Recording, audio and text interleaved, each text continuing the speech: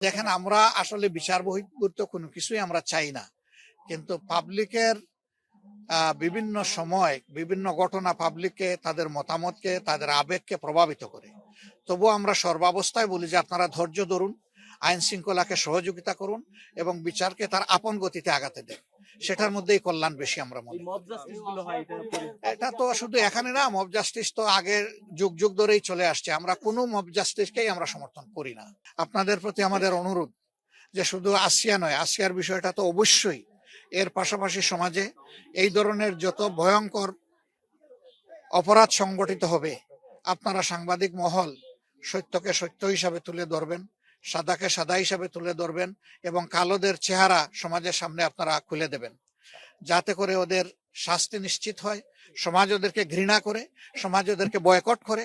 আমরা এটাই সমাজের কাছে আপনাদের মাধ্যমে আমরা প্রত্যাশা করি। আর এই মেয়ের হত্যাকারীদের বিচার আমরা অত্যন্ত দ্রুত দেখতে চাই এবং বিচার কার্যকর হয়েছে, শাস্তি, এটাও আমরা দেখতে চাই। তাহলে এই তো হয়তো এই পরিবার একটু মানসিক সান্ত্বনা পাবে, দেশবাসী একটা সান্ত্বনা পাবে এবং এই রকম যারা লম্পট তারা ভবিষ্যতে এখান থেকে শিক্ষা নিয়ে সতর্ক হবে।